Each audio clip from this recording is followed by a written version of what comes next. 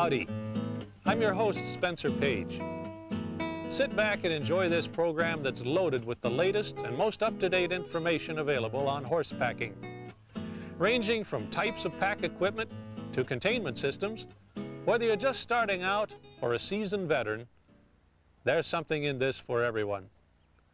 Horse packing is lots of fun, and the way we operate on the trail, at a backcountry camp, or even at the ranch can make our trip into a more enjoyable experience. By using low-impact technique and good common sense, we use fewer stock, making it easier to operate with less impact on the land and giving the public a better image of us. Over the next hour, we'll cover a lot of ground on many topics. Starting with trip preparation, this section looks at stock conditioning, types of feed, the right equipment to pack, kitchen and food items, containment systems, and where to go to find available travel information. Next, once we get all the gear ready, let's go on a trip. Highlights of this section include hauling stock, trailhead activities like loading up and checking out, on-trail conditions, and setting up camp. In the third section of our program, we'll look at the camp area. What to look for in setting up a camp for both the packer and stock. Best types of stock containment systems. Minimum impact camp techniques and tools. Day travel tips. And breaking camp and going home. Well, let's head out to the ranch and see how Don and Steve are doing.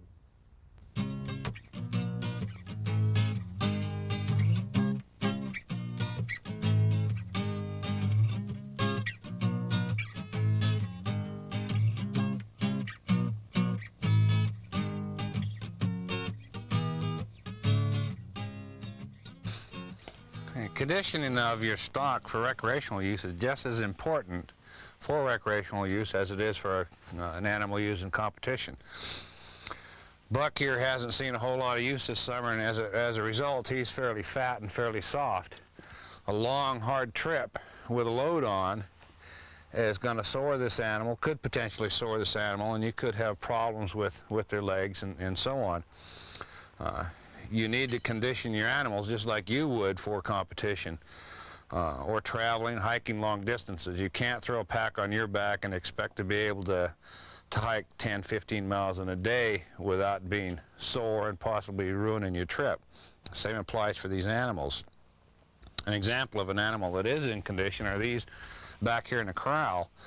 They've been used almost constantly this year, and as a result are in good condition.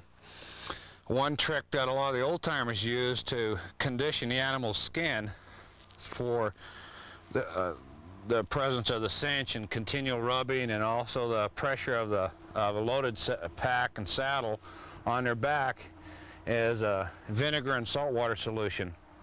That toughens the skin up, but it needs to be done several weeks prior to actually starting out while they're still soft. And then as they're used, short trips and day use, then that skin also gets tougher. That'll help prevent galls and burns and sore spots that can ruin your trip for the animal and so on.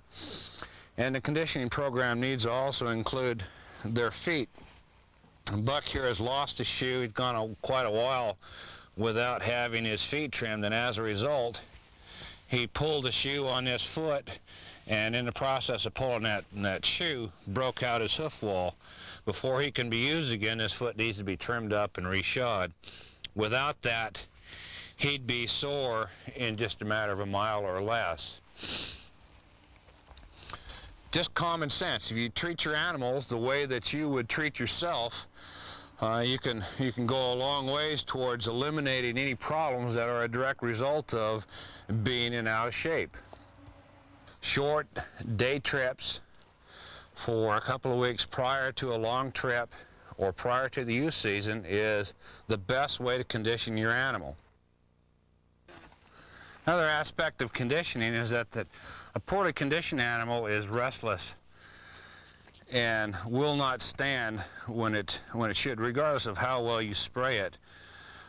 Whereas an animal that's in condition, especially with a little bit of defense against flies and mosquitoes and other biting insects, at the end of a day when they're confined, is going to stand a whole lot better and is not going to be so restless. It'll be less prone to pawing and moving around, and consequently less impact.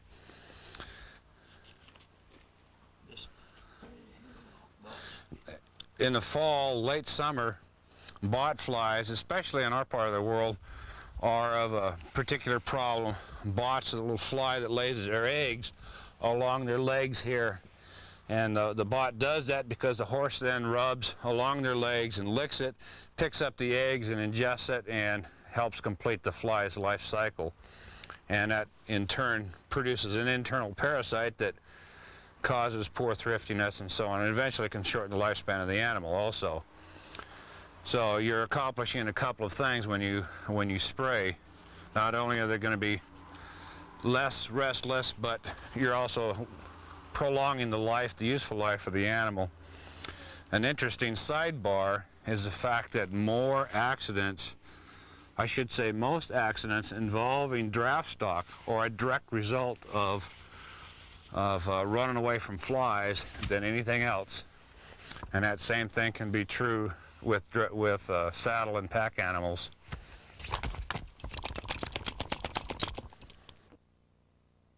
Grooming an animal before going on a trip into the backcountry is imperative to ensure that you remove the weed seeds, all the burrs, so that you're not transporting those into the wilderness.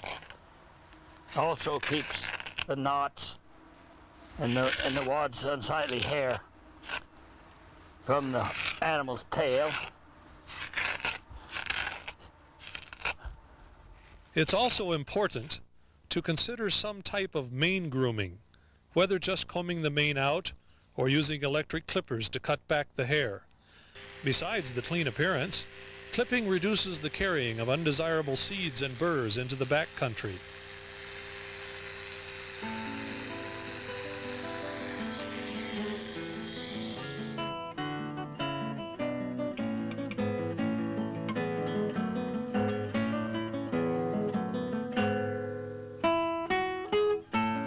Traditional horse feed is hay, Timothy hay to be exact, and that's what this hay is.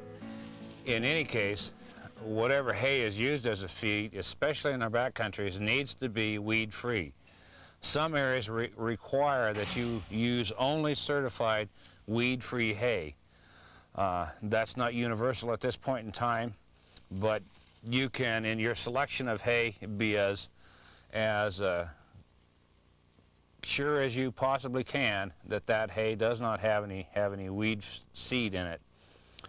You can be more sure by packing in processed feed, and in fact carry more feed with less bulk. This feed is a three-way mix. It's got corn, oats, and barley with a molasses mix in it. It's high in carbonaceous feeds, high in energy content. We like to use it as a supplement to pelletized feed. This is alfalfa and grain